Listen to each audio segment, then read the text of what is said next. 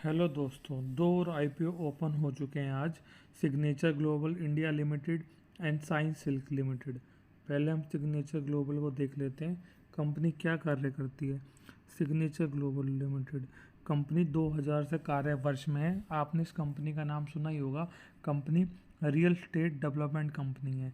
मतलब ये प्लॉट्स वगैरह, इंफ्रास्ट्रक्चर वगैरह के में काम करती है। Mid size housing in terms of unit supplies, मतलब एक प्लॉट कटिंग करके बेचती है। अगर हम आपको मैं साफ शब्दों में कहूँ तो जो गवर्नमेंट्स की अलग अलग स्कीम्स है उसके अंदर अब क्या क्या स्कीम्स है, हाउसिंग पॉलिसीज़ हैं, अफोर्डेबल प्लॉट्स देती है।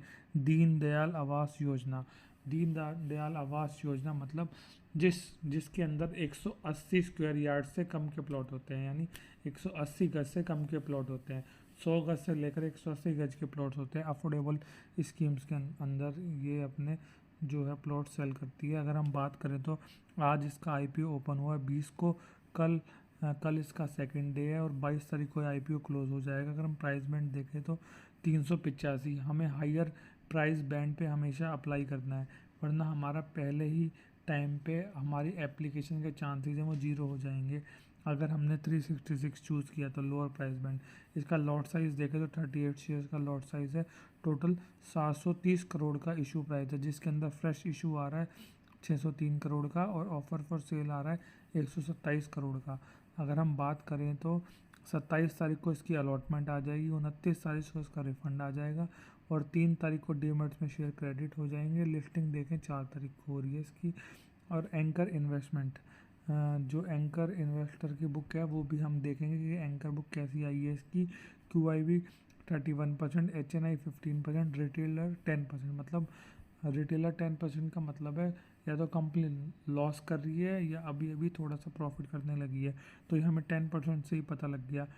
देखें तो एक लॉट में 38 शेयर्स हैं, इसके लिए हमें 14,630 रुपये लगाने पड़ेंगे। और अगर हम स्मॉल HNI के लिए देखें तो 2,04,820 रुपये लगाने पड़ेंगे। बिग HNI के लिए 10,09,470 रुपये लगाने पड़ेंगे। तो इसका टाइम पीरियड देखें तो 50% का जो इनका शेयर है वो 30 डेज़ के अंदर एंड होगा नवंबर 10, 2023 एंड बाकी का 50% आफ्टर 90 डेज़, जिसका टाइम पीरियड होता है फरवरी 7, 2024। अगर हम इनकी प्री इशू होल्डिंग देखें तो 78.36% एंड पोस्ट इशू 69.63%। ये ठीक है। अभी आगे कंपनी के फाइनेंशियल जो आईपीओ का मेन पार्ट है कंपनी, अगर हम एसेट्स की ग्रोथ देखें तो ठीक है। अगर इसकी रेवेन्यू की ग्रोथ देखें तो 263 से 154 2021 में कम हो गई। इसके बाद रेवेन्यू ग्रोथ काफ़ी अच्छी है इसकी 900। लेकिन अगर हम वहीं प्रॉफिट आफ्टर टैक्स देखें रेवेन्यू की ग्रोथ के बाद तो कंपनी ये अभी भी लॉस मेकिंग कंपनी है। 2020 में 56 करोड़ का कैश बर्न करी थी, उसके बाद 86, उसके बाद इनका लॉस बढ़ गया 115 करोड़ का। उसके बाद 2023 में इनका लॉस आधा हुआ, यानी 63 करोड़ का। अभी भी कंपनी लॉस मेकिंग कंपनी है। इनके रिजर्व एंड सरप्लस देखें तो अगर हम किसी को पता करना चाहें रिजर्व आ क्यों रहे, आप सीधा बोरिंग्स पे जाओ। अगर हम इनका डेप्ट देखें तो वो केप्ट ऑन इंक्रीजिंग है और कंपनी का डेप्ट कम भी नहीं हो रहा, क्योंकि 127 करोड़ का ही तो है इनका जो ये ऑफ़र फॉर सेल ला रहे हैं। और फ्रेश इशू ये ऑफ़र फॉर डेप्ट कम करने के लिए ला नहीं रहे, इनका डेप्ट भी बहुत ज़्यादा है। तो मतलब अभी भी कंपनी लॉस मेकिंग कर रही है। हम इसको एक बार क्रूशियल व्यू बना के चलेंगे, क्योंकि मार्केट को ऐसी कंपनीज पसंद आती नहीं है जल्दी से जो लॉस देती हैं। आपने पेटीएम को देख लिया होगा, आपने ये लगभग जोमेटो जैसी कंपनी को देख लिया होगा, नाइका जैसी कंपनी को देख लिया। सब में एक ही चीज़ कॉमन है, ये लॉस मेकिंग। अगर अब कंपनी के ऑब्जेक्ट्स देख लें तो ये certain borings avail by the company, कुछ बोरिंग्स का जो फुल इन पार्ट्स कमा रहे होंगे, जो जिनसे लिया होगा इन ऑर्गेनिक ग्रोथ के लिए ला रहे हैं। और जो कंपनी की बाकी सब्सिडरी है उसके अंदर ही अपना जो पैसा इन्फ्यूज़ करेंगे। मतलब आईपीओ में कुछ खास दम लग नहीं रहा देख के। अगर हम इसकी पहले दिन की सब्सक्रिप्शन नंबर देख लें तो वो ठीक ठाक से हैं, और पहले दिन के सब्सक्रिप्शन नंबर देख के हमें पता भी नहीं लगा सकते कि इसमें क्या होने वाला है। अगर रिटेल को देखें तो 0.97%, ये ऑलमोस्ट फुल हो गया। Big HNI category 2.02 time subscribe होगी। QIB आपको पता लास्ट डे ही आते हैं। अगर हम सिग्नेचर ग्लोबल की एंकर बुक देखें तो हमें इस पर काफ़ी अच्छे नाम देखने को मिल रहे हैं, जैसे नोमोरा हो गया, कोटक महिंद्रा हो गया, ईस्ट स्प्रिंग्स हो गया, क्वांट म्यूचुअल फंड हो गया, निपॉन हो गया, बंधन बैंक हो गया, मैक्स लाइफ इंश्योरेंस हो गया। तो काफ़ी अच्छे नाम हमें देखने को मिल रहे हैं। मॉर्गन स्टैनली हो गया, बीएनपी हो गया, गोल्डमैन सैक्स हो गया, और जिसमें से 29.83 है जो टोटल एंकर इन्वेस्टर्स को दिया गया है, जिसमें से 3 डोमेस्टिक म्यूचुअल फंड्स हैं और 5 अलग अलग स्कीम्स के अंदर। मतलब काफ़ी अच्छे इसमें नेम्स आए हैं। अगर हम म्यूचुअल फंड्स की बात करें और इन्वेस्टर्स की बात करें तो काफ़ी अच्छे आए हैं। अगर हम इसकी ग्रे मार्केट प्रीमियम की बात कर रहे हैं तो एट प्रेजेंट जो इसके ग्रे मार्केट प्रीमियम है वो 40 रुपीज़ के आसपास चल रहे हैं। कंपनी लॉस मेकिंग है, लेकिन ग्रे मार्केट में ये कंपनी डिमांड में बनी हुई जब से आई है। अभी जब से कंपनी इसका आईपीओ ओपन हुआ है तो 33 रुपये के आसपास, 33-34 रुपये के आसपास इसके प्रीमियम चल रहे थे, लेकिन फर्स्ट डे के सब्सक्रिप्शन के बाद 40 रुपये के आसपास इसके प्रीमियम चल रहे हैं, जो बहुत ही अच्छे माने जाएंगे। अगर हम समी होटल से कंपैरिजन करें, वो भी एक लॉस मेकिंग कंपनी थी और उसके ग्रे मार्केट प्रीमियम अभी भी खास तौर के 1 या 2 रुपये चल रहे हैं, जो निग्लिजिबल है। अगर हम सेकंड आईपीओ की बात करें तो इसका नाम है साइंस सिल्क कला मंदिर लिमिटेड। अगर हम बात करें तो कंपनी क्या काम करती है, और कंपनी 2005 से कार्य वर्ष में है। ये कंपनी प्रोवाइड करती है ethnic appraisal and value fashion products. मतलब ये साड़ीज़ और 3 पीस 4 पीस मेंस के ये अच्छे अच्छे ये कंपनी बनाती है। आप इनके वेबसाइट पे जाके, आपके चैनल्स पे जाके चेक कर सकते हो कैसे कैसे डिज़ाइनर कपड़े कंपनी बना रही है, क्या कंपनी की डिमांड आ रही है। बाकी हम अब आईपीओ के बारे में डिस्कस कर लेते हैं। हमें उस चीज़ से कोई लेना देना नहीं है। बेसिकली हमें लेना देना है कंपनी प्रॉफिट कर रही है कि नहीं कर रही। कंपनी के प्रोडक्ट कितने भी अच्छे हैं, अल्टीमेटम हमें कंपनी के फाइनेंशियल्स को देख के पता लग जाएगा हमें इसमें पैसा लगाना है या नहीं लगाना। बाकी हम इसकी एंकर बुक भी स्टडी करेंगे, इसकी एंकर बुक आई कैसे। पहले हम कंपनी की बेसिक डिटेल देख लेते हैं। ये आईपीओ आज ओपन हुआ है, 22 तारीख को बंद हो रहा है। इसका प्राइस बैंड देखें तो 210 से 222 रुपये पे है, मतलब हमें 222 रुपये पे लगाना है। ये अगर टोटल इशू साइज़ देखें तो 12 से 1 करोड़ का है, जिसके अंदर से 6 करोड़ का फ्रेश इशू है और 601 करोड़ का ऑफर फॉर सेल है। यानी कोई जो प्रमोटर है या प्रमोटर्स ग्रुप्स की और कंपनीज हैं वो एग्जिट ले रही हैं, या कोई बड़ा इन्वेस्टर एग्जिट ले रहा है। ऑफर फॉर सेल में जब भी इतनी बड़ी वैल्यू आती है। अगर हम बात करें तो इसका शेड्यूल का 29 को इसका रिफंड आएगा, 27 को इसकी अलॉटमेंट, 3 तारीख को डीमैट में शेयर क्रेडिट हो जाएंगे और 4 तारीख को लिस्टिंग। क्या पता ये सब्जेक्ट टू चेंज भी हो सकता है, क्योंकि आज के फिनटेक ने अनाउंस कर दिया जो सेमी होटल्स है और जो एक और आईपीओ जो कल ही क्लोज हुआ था, उन दोनों की जो लिस्टिंग है वो बहुत ही जल्दी, मतलब 22 तारीख को हो सकती है। और सेमी होटल्स का तो अलॉटमेंट स्टेटस भी आ गया। मैं आपके साथ इसी वीडियो के एंड में डिस्क्रिप्शन में लिंक सेंड कर दूंगा, आप जाके वहाँ पे अपना अलॉटमेंट चेक कर लेना। अगर हम बात करें तो इन्वेस्टर्स की जो एंकर बुक है वो 30% है, 20% QIB quota, small HNI, big HNI 15%, 10+5, retail के लिए 35%। यानी कंपनी प्रॉफिट मेकिंग है। इसी से हमको पता लगे इस आईपीओ में रिस्क बहुत कम है। अगर हम रिटेल में देख लें तो एक लॉट के लिए 14,874 रुपये लगाने पड़ेंगे।